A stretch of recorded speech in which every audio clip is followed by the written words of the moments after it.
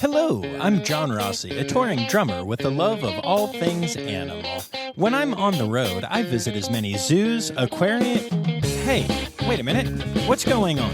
Hey, what's going on there? Hello? Hello? Hello? We interrupt your regularly scheduled program to bring you Rossifari Zoo news. News you can use from the world of zoos and conservation.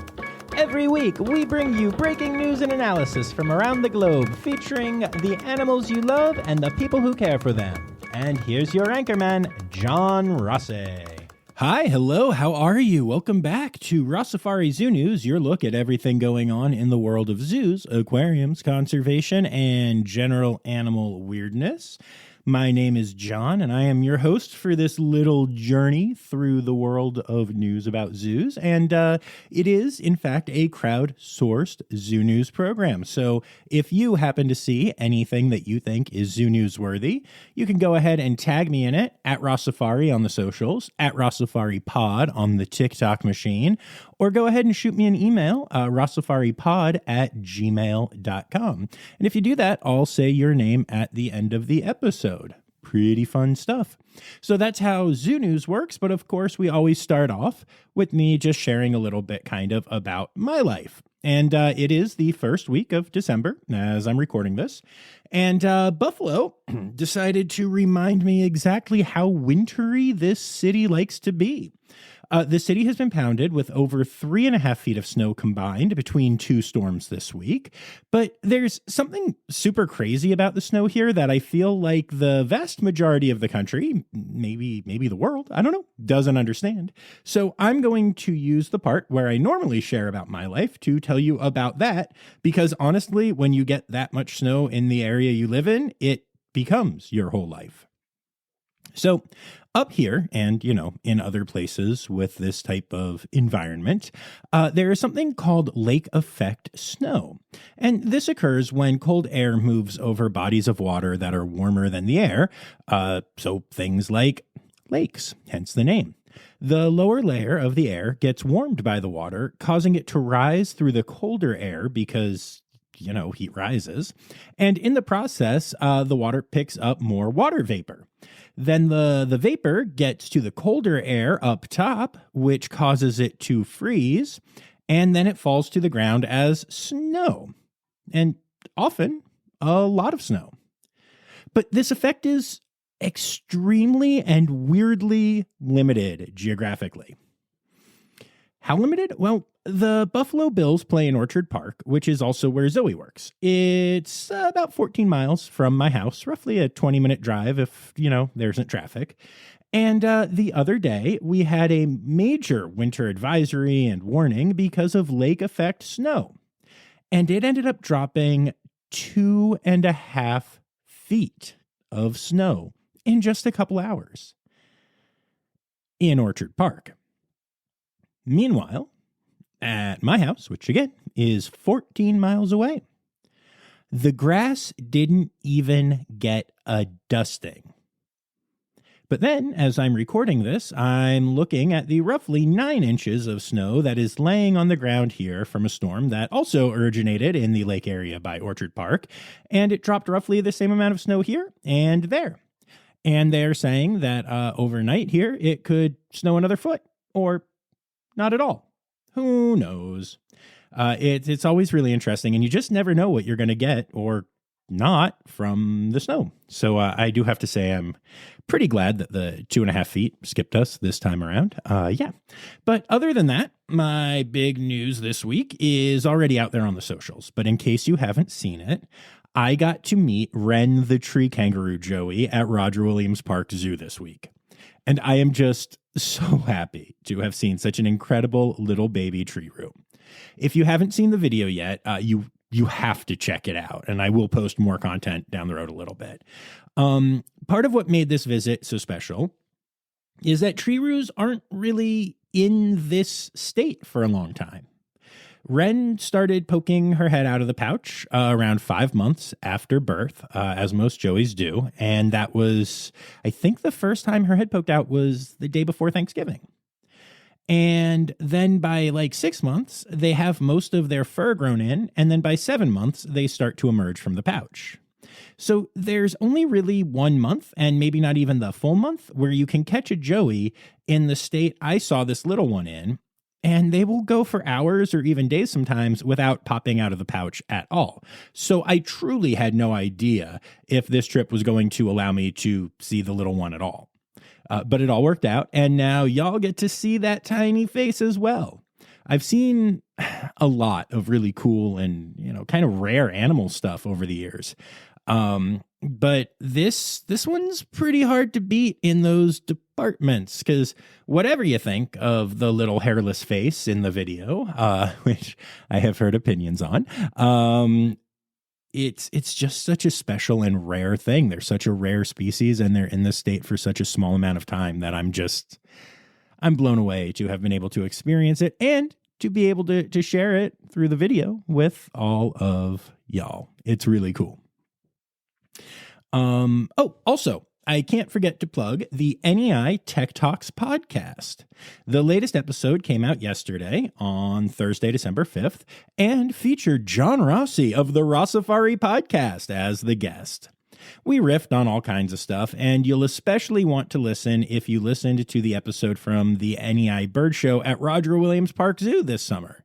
The one where I killed off Amy Fennell. You'll get a good laugh if you remember that episode for sure.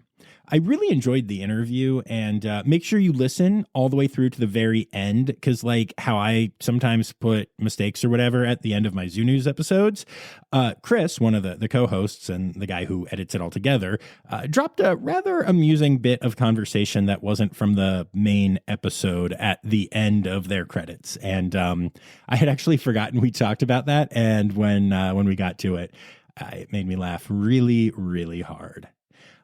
So other than that, just a quick reminder to go and support the incredible creators I featured in last Tuesday's episode. I'll keep those links and discount codes in the show notes for y'all.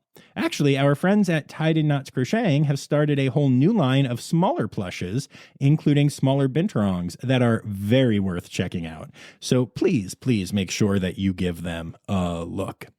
And that brings us to... 1, 2, 3, 4. Ow, that's a funky monkey. Tree kangaroo.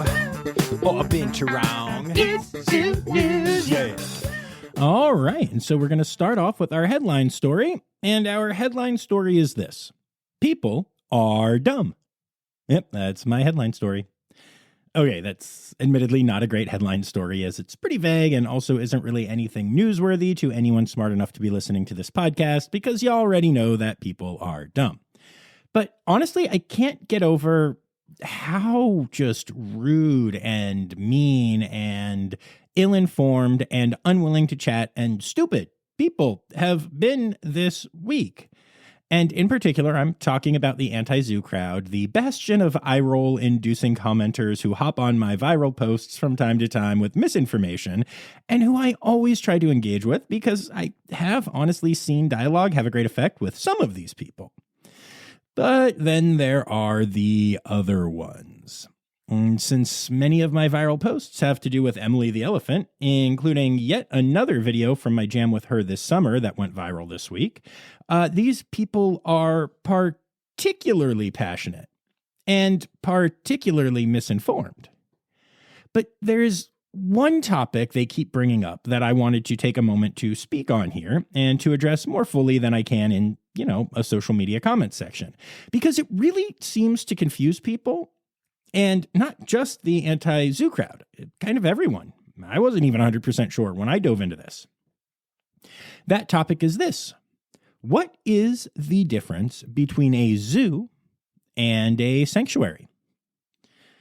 People have crazy notions about this topic. Like, they have just invented a definition of the word sanctuary that fits their own ideal. Everything good is a sanctuary and everything bad is a zoo, according to these people. And obviously, we all know better than that. But I'm curious, do you know the difference between the two words? Oh, spoiler alert, there isn't one. Okay, there kind of is, but there's not like one official difference.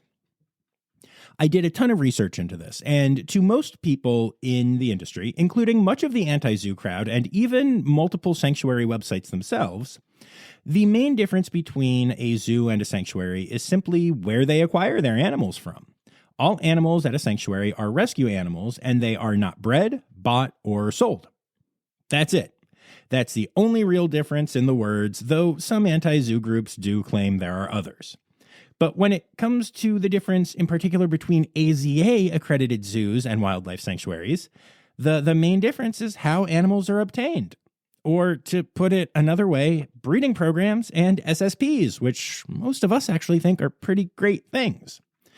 That's it. That's your big, huge difference. Some of the misconceptions that people that I've spoken to about this have, we're gonna look at for a minute here now. So the first one of those is that all sanctuaries are not for profit, while all zoos are based on for-profit models. Now, that's not true on either side, which actually really surprised me. Obviously, the vast majority of animal sanctuaries are nonprofits, and as far as accredited zoos and aquariums, there are for-profit and not-for-profit. There's both. Honestly, I have strong thoughts about that, and I think that the term nonprofit is often actually kind of used to cover a lot of bad behavior in different industries. Now, I'm not talking about accredited zoos when I'm talking about that, but I see a lot of that in theaters where they claim they can't pay people money because they're a nonprofit, but then you see what the artistic director is making and you go, well, that's right. Salaries don't count towards profit either. But anyway, I was really shocked to find out that there are some, not many, but some for-profit animal sanctuaries. They use the word sanctuary because, again, it's not like the government really has a rule that says you can't use that word. I could call myself, instead of saying that I have a drum room in my house, I could call this a drum sanctuary and no one could stop me. Y'all would think I was weird, but hey, you already do. But yeah, so that's the first misconception, and it is such a big one. People are shocked when I say that there are plenty of zoos that are, nonprofit organizations. The next misconception is that sanctuaries have more land or more land per animal than zoos. Again, that can be true. There are places that do, but there is simply no restriction to this other than the same basic rules that the USDA has for the animals they cover. And obviously, if you're talking about an AZA facility, they have stricter regulations than the government does. So yeah, not a thing. Another one that I was shocked to see repeated over and over again is that people think that sanctuaries don't allow guests to visit or to view the animals. And that one just blows my mind because there are so many sanctuaries that allow guests. I've been to many just as a guest, even before Rossifari and stuff. I've also been to ones for Rossifari specifically, but yeah, no, not a thing. There are ones, again, there are always going to be, yes, there are sanctuaries that don't allow visitors, of course. But it's, that's not like a rule. It's not like sanctuaries are these places that don't allow guests, and plenty do. Another misconception that I keep seeing is that sanctuaries, or the people at them, I guess you would say, hate zoos. And that's another one that I love myth busting when I talk to these people. You may remember in my interview with Bobby Brink of Lions, Tigers, and Bears Sanctuary out in San Diego, that Bobby praised the San Diego Zoo and the Oakland Zoo and talked about the incredible partnerships she has with those zoos and other zoos around the country, and how sanctuaries and zoos work together all the time. And yeah, you're listening to Zoo News, so obviously you know many other examples of these collaborations that you've heard me talk about on here before. But again, people are just shocked by this and just think that they know and that it's a thing. It's so weird to me that they're so passionate about this thing that they literally, it's a word they don't understand. I don't know. I can't even think. It's like me saying that I love tree kangaroos and then being like, but I don't really know what a tree kangaroo is. I assume it's some kind of amphibian. I don't know. It's just very weird to me. And then the last thing that I hear from a lot of these people is the moronic zoos are all bad and sanctuaries are all good line. Now, obviously, I spend roughly 2 hours a week podcasting about why zoos are anything but all bad, so I'll spare you that. But unless a sanctuary is accredited by the GFAS, which is the Global Federation of Animal Sanctuaries, which is kind of like the AZA or WAZA of sanctuaries, then there is no real regulation. Like I said, in most places, anybody can use that word. And, keep in mind that in the last year or so of Zoo News, we have talked about 2 facilities getting shut down due to animal abuse allegations. One of them was a zoo, and one of them was a sanctuary. So, yeah, you can't really assume things there. And before I move on from this topic, I do want to point out that I'm speaking generally here and with my usual biases that come from living in the United States. There are some states and even local governments that do have specific laws governing what can and can't be called a sanctuary, and for all I know, other nations may have specific laws as well. But that's kind of the general definition that most people use for the difference. I did look on some international sanctuary sites as well. That was the only thing that kept coming up. But then I continued to look into the topic, and I was blown away to discover that even that whole thing about breeding, not breeding, and not buying animals and stuff that is accepted by a lot of sanctuaries is not actually the definition that is given by the GFAS themselves. The GFAS definition of a sanctuary is, and I'm quoting their website here, any facility providing temporary or permanent safe haven to animals in need while meeting the principles of true sanctuaries, providing excellent and humane care for their animals in a non-exploitative environment, and having ethical policies in place regarding tours, commercial trade, exhibition, acquisition and disposition, and breeding, and more. Yep. Breeding. Ethical breeding. So according to the GFAS, the major accreditation body of global sanctuaries, most accredited zoos and aquariums are sanctuaries, as they meet all of those requirements. And this misconception has led to so many amazingly misguided comments and honestly revealing conversations with people thanks to my relationship with Emily the elephant. So I thought that at the very least, I could share that with y'all and help y'all understand that a little bit. And that brings us to our births for the week. A baby Goodfellows tree kangaroo has started popping its head out of the pouch at Healesville Sanctuary in Australia. The little one is doing super well and is absolutely adorable. Since y'all know Ren just popped out at Roger Williams, you might be wondering if it's like Shrew breeding season or something, but unlike a lot of animals, that's not really how it works with tree kangaroos. Females cycle multiple times a year, and the males are always ready for those moments, so it's just a lovely and adorable coincidence that these two have started gracing the world with their presence at the same time. Yay, baby treeroos. The Cincinnati Zoo has announced the birth of twin cheetah cubs named Zola and Lulu as part of their Cat Ambassador program. Born at the Offsite Cheetah Center, these two are thriving together and represent a great future for the Cat Ambassador program. Since there are 2 of them, there is no need to get a new cheetah dog at the zoo at this time, though my heart disagrees with that fact. But it's awesome to see these 2 little ones thriving. Baby cheetahs are just... They're a lot, y'all. They're very cute. The Taronga Zoo has seen the birth of not 1 but 2 short-beaked echidna babies, which are known as puggles in their behind-the-scenes program. These are the 9th and 10th puggles, or ecklets, born at the zoo. And that's not all. The Taronga Zoo also currently has 3 koala joeys that were born a few months ago, but are now of an age where they are peeking out of their pouches for the first time. So lots of babies at Taronga lately, and Taronga isn't the only facility in Australia to welcome 3 koala joeys recently. Moonlit Sanctuary Wildlife Conservation Park has also welcomed 3 joeys, or koalats, to the fold. So cool to hear about all these successes for a species that took quite the population hit over the last few years, especially with those wildfires. And then last but not least in our berths, the Fresno Chaffee Zoo has welcomed a new kudu to their herd. He is currently behind the scenes bonding with his mom, but will be introduced to the other animals on their mixed species African savanna exhibit soon. And man, I didn't really think about that before. When they do these introductions of like babies, it's got to be extra interesting and extra stressful to watch that in a mixed species exhibit. So it's awesome that the team is doing such great work to make sure that goes well. And that brings us to our deaths for the week. ZooAmerica in Hershey, Pennsylvania has said goodbye to Ozzy, the 24-year-old ocelot that called the zoo home.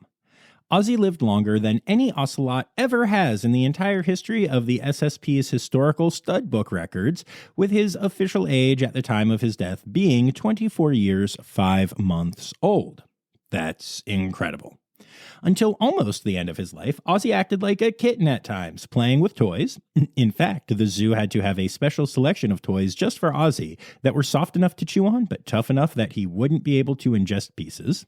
Fishing for fish in his pool, batting at enrichment items hung around his habitat, and occasionally stalking kids outside his glass, giving them quite the thrill. He will truly be missed. He was at ZooAmerica for about 9 years, and the keepers said that whenever they connected with keepers that had him previously, everyone just remembered and loved Ozzy. So he brought a lot of joy to a lot of people's lives in his 24 years and 5 months. Lincoln Park Zoo has announced the passing of Burma, the 36-year-old gibbon. She was the matriarch of the primate house and was known for tossing her favorite food items into the air and catching them in her mouth. After multiple age-related health issues became too much to manage medically, it became time to say goodbye, sending all the love to the primate team at the zoo. And then last but not least in deaths this week, Point Defiance Zoo and Aquarium has suffered a challenging loss this week. Periwinkle, a 6-month-old Magellanic penguin chick, finally succumbed to the medical challenges he was facing, and the decision was made to euthanize him. Periwinkle had faced issues from day one as he was born underweight and with a severe umbilical infection. He also had torn ligaments in his right leg that were surgically repaired, but continued to create further complications for him. Despite all of these issues, Periwinkle was known for his incredible personality and the connection he quickly formed with his keepers as they were hand-rearing him because of all this stuff. It's amazing the great life they were able to give him in the short time that he had. 6 months isn't a lot, but he filled a lot of hearts in that time. And I'm just incredibly thankful that the zoo has a team like that. And that brings us to the rest of our Zoo News stories for the week. We start off with a kind of late-breaking story. Apparently, the San Francisco Zoo is currently closed due to really bad weather, and the last I saw, that includes a tsunami warning. So, as I'm recording this, I don't have anything more to report at this time, but hopefully all of the keepers and animals are safe. One of the things I love about, the fact that they are an AZA facility is that they will have plans in place to make sure that their animals are, given the best chance to get through that weather, as well as their staff, as healthily as possible. So yeah, scary stuff in San Francisco. Mozilla, the company behind the Firefox browser, is celebrating 20 years of the tool named after red pandas by partnering with Red Panda Network in a variety of ways. The first part of the partnership is a press release encouraging people to watch Red Panda webcams using the picture-on-picture feature of the browser, which will allow you to watch multiple panda cams at once, including some zoos that normally don't have their panda cams public. Right now, the zoos with available cams for this partnership include Beardsley Zoo, Binder Park Zoo, Buttonwood Park Zoo, Chattanooga Zoo, Chester Zoo, Cincinnati, Edmonton Valley, Hertfordshire, Oregon, Red Panda Forest Park, which I believe is in China, the St. Louis Zoo, San Diego Zoo, Seneca Park, Toronto, the Trevor Zoo, Zoo Knoxville, and Zoos Victoria. So lots of pandas that you can be watching thanks to Mozilla right now. The Bronx Zoo had a float in the Macy's Day Parade on Thanksgiving, and it was more than just a float. It was a clue. At the top of the float, a dark face looked out at the world, and what it was obvious to animal lovers, but left the rest of the world wondering, what is that dark creature at the top of the Bronx Zoo float? And now we know. It was an aye. The zoo used their float to announce a brand new exhibit opening this summer, World of Darkness. That's right, it's time for a new nocturnal building at the Bronx Zoo. And the featured creature that was on that float, the aye, will be one of the keystone species in the new exhibit. I really can't wait to get back to the Bronx Zoo to check this out. Also, I've heard through the grapevine that World of Darkness wasn't the originally proposed name for the exhibit, but the chosen name was changed after it tested poorly. That name was, of course, Emo Kids But Animals. No, I'm kidding. The real rejected name was Aliens Among Us. I kind of just like doing this voice. But yeah, I'm excited for a new nocturnal building at the Bronx Zoo this summer. Yay! Now, we recently mentioned that Zoos Victoria has launched an app called Moth Tracker. Okay, I'm done with the voice. Called Moth Tracker to try to engage citizen scientists in the conservation of the bogong moth by asking them to report whenever they see one of the animals. As a matter of fact, regular contributor Matt Patford sent me a picture that he got to see one, and yes, he did track it in the app. Good job, Matt. Well, the app has blown up in popularity. Over 1,000 moths have been submitted during the current migration, a 318% increase over this time last year. Now, whether that's because more people are engaging in the effort than last year, or because the population of moths is growing, or both, is hard to say, but all of it's good news, right? Like, both of those things are very good. So don't forget that if you're in Australia, you can still use Moth Tracker, to help with this incredible project. I'd love to see a zoo getting so many people involved in citizen science and conservation work. That's so cool. Riverbanks Zoo in South Carolina has announced that Susan, their giant Pacific octopus, has entered senescence. This is the natural process that marks the end of the octopus life cycle, and rather than wait until she actually passes away to make this announcement, the zoo announced it now so that people can be prepared, start to say goodbye to a beloved animal, and also learn about one of the more interesting life cycle processes in the animal kingdom. Great work all around. And last but not least, in the zoo news section, this next story kind of blows my mind. A case study published in the Journal of Zoo and Aquarium Research showed that the color of an enrichment device can have an effect on the engagement with that device for an animal. In other words, that individual animals appear, based on the study, to have a favorite color.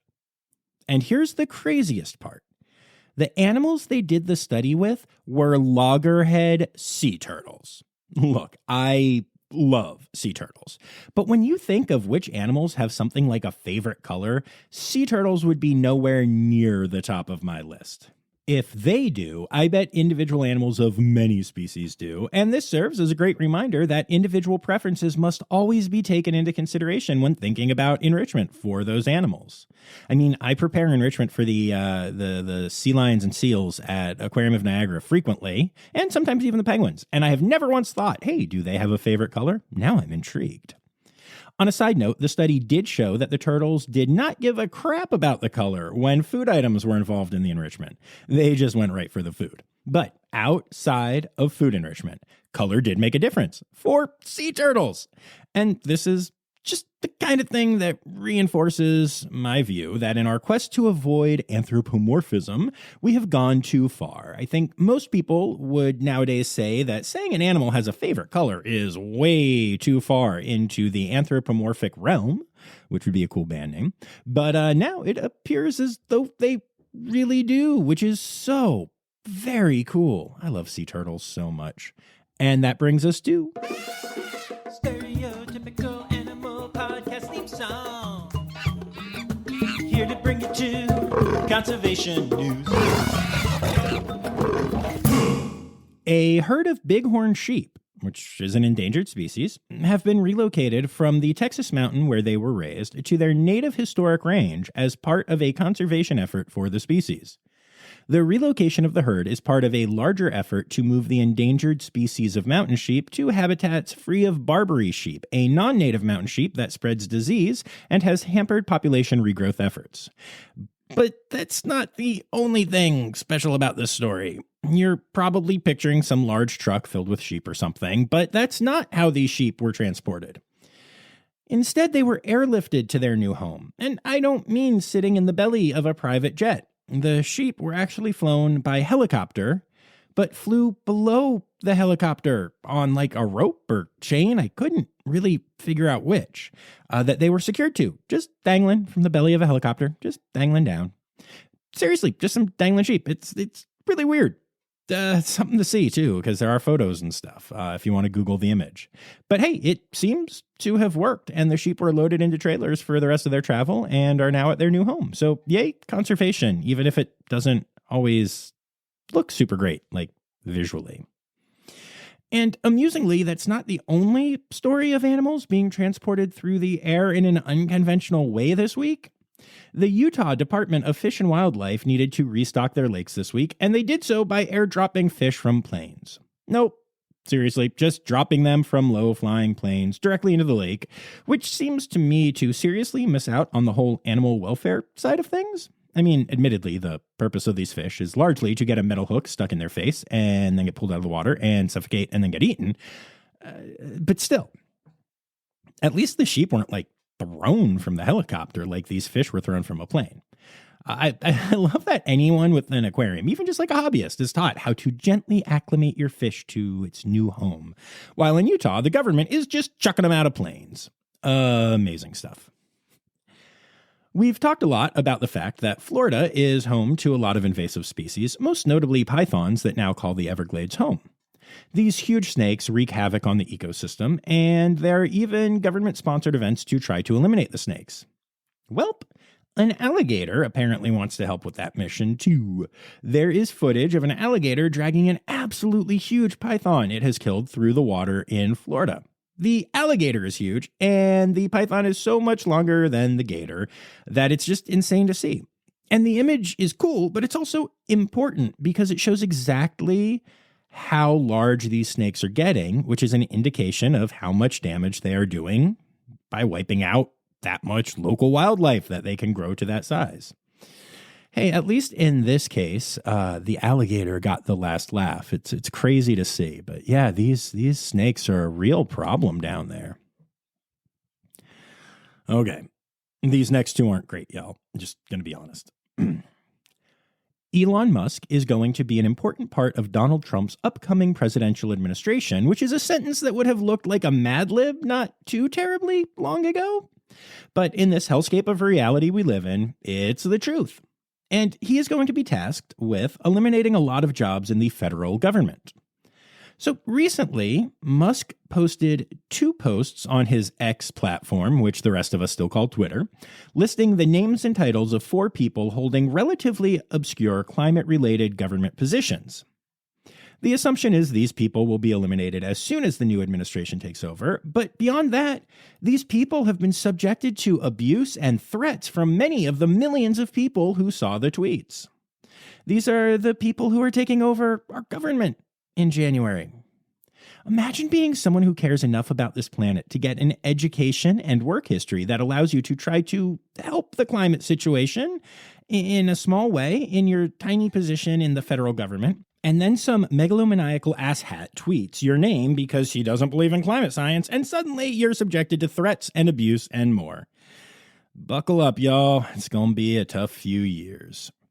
And of course, while the incoming administration is very anti-climate and anti-environment in general, the Supreme Court majority is already that way thanks to the last Trump presidency, because yeah, we did this before. And that Supreme Court just upheld a ruling that basically means that the federal government is no longer able to regulate inland, non-tidal wetlands unless they have an obvious surface connection to water that leads to larger, easily navigated waterways. Basically, that means that the Clean Water Act no longer applies to many of the nation's wetlands, homes of huge amounts of biodiversity that have been protected from human interference since the Clean Water Act was passed in 1972. So if you need me, I'll be silently banging my head against the wall in the corner. Just kidding, because it won't be silent. But okay, palate cleanser. One of my favorite things to talk about on this podcast is how much we still don't know about the planet we call home, and how many animals we either don't know about at all or don't understand. That's why I thought it was amazing when scientists decided to compile resources to figure out a very specific statistic. How many new species have been discovered in the Congo Basin in the last 10 years? And even expecting it to be like a fairly large number, I was blown away. 742 new species have been discovered in that area in the last decade, just over 74 a year on average, in one area. It is amazing how much we still don't know about this planet we call home and the other animals we share it with. It's time for other news. It's time for other news. Hey, now, right now, it's time. It's time for other news. Hey, it's a segue to the part called other news. All right, so animal statues are popping up all over the globe. There is a herd of elephant statues that is currently in Miami, but that's been traveling around a lot. It's a traveling art exhibit. These are life-sized, and I'm told the pictures out there just don't do them justice. And in Hong Kong, from now until December 26th, you can experience Panda Go. This is a grand welcome for the new giant pandas in Hong Kong and features 2,500 panda sculptures that started all together at Hong Kong International Airport before being spread around iconic landmarks throughout the city. So you can go and see 2,500 statues of giant pandas, if that's your thing. Have fun. Maybe people should panda go to the polls. No, sorry. That was a really obscure joke. I'm impressed if you got that. Anyway, and last but not least, orcas have started wearing dead salmon hats again after stopping the trend for 37 years. Back in the 1980s, researchers noticed a weird trend in orcas. They were balancing dead fish on their heads as they swam, especially large salmon. Researchers then were unsure why the trend started, and it stopped before answers could be gotten. Now the trend is back, and researchers are every bit as perplexed as before. Crashing yachts and wearing salmon hats. Orcas are living their best lives, y'all. Animal, animal, animal holidays. Animal, animal, animal holidays. All right, Joe, the song was longer than the entire list. So it is December, which is not an animal month. I think December should get an animal, just saying. And then the only day we have this week, which is going to annoy me when starting next week we have days sharing animals again, is December 9th, which is National Llama Day. So llamas are cool, but yeah, only one this whole week. I will use the animal holiday moment to tell you a couple of quick things, though. First of all, I did get my 2025 Animal Holidays calendar from Peppermint Narwhal, and they're amazing. So do not forget that there is a discount code for Rossifari listeners in the show notes. You can save money on their pins and their other apparel and their calendar, and it's all truly amazing stuff. It's really exciting. I've had a couple of people message me and say thank you and tell me that I basically saved them 10% of their entire Christmas purchases this year because if you know animal lovers, Peppermint Narwhal is going to do a lot of the heavy lifting for you. And then the other thing is just, I've said it on socials and stuff, but don't worry. We are doing a holiday special again this year, and I'm working on it now. I'm writing it. I'm doing a full script, unlike last year where it was all a bunch of notes and stuff. It's kind of ridiculous, but we've got some really cool stuff planned and more that I still need to figure out, but I'm excited as can be, and you should be as well. So those are your animal holidays, and also me stretching so that the song wasn't longer than the segment for the week.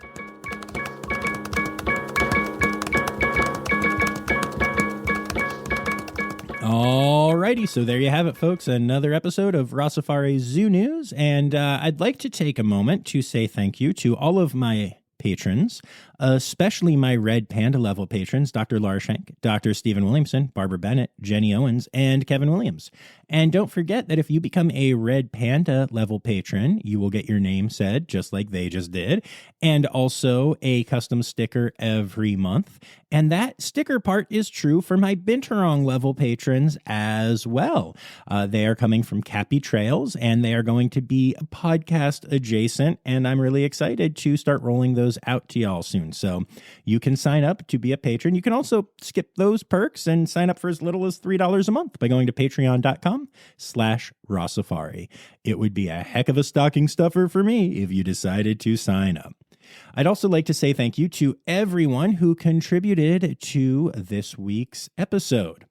Thank you, Anya Keene, Colleen Lenahan, Kim Cooley-Croninger, Carrie Kirkpatrick, Kevin Williams, Emily Rockbuck, Ann Yoshioka, Jay Meredith, Emily Mack, Allison Day, Jacob Zinn, Dr. Zoe Rossi, Mark Hansen, Crystal Chapman, Matt Patford, Lizard Dunlevy, Dr. Laura Shank, Dylan Hoy, Barbara Bennett, Ali Malensky, Kay Malensky, The Malenskys. Megan Barrett, and Sarah Gilsol. Thank you all so much for contributing to this week's episode. We've already got some really cool stories that I'm going to be looking into a little further for next week, so I'm excited about that. I'm excited about Tuesday's interview episode, so make sure you're back for that. Make sure you're subscribed. Make sure all the things. But most importantly, make sure that you don't forget that the words Music Credits Backwards are Steiderkis one. The Rossifari Podcast is produced, hosted, and engineered by John Rossi. Editing and fact-checking by John and Dr. Zoe Rossi. Our theme song is Sevens by Nathan Burke, performed by Nathan and John. Interrupting John theme and additional voices by Taylor Isaac Gray. You can reach John directly on Instagram and Facebook at Rossifari or by email at rossifaripod@gmail.com. Rossifari is part of the Daydreamer Media Network. Now, stop listening to me and go visit a zoo.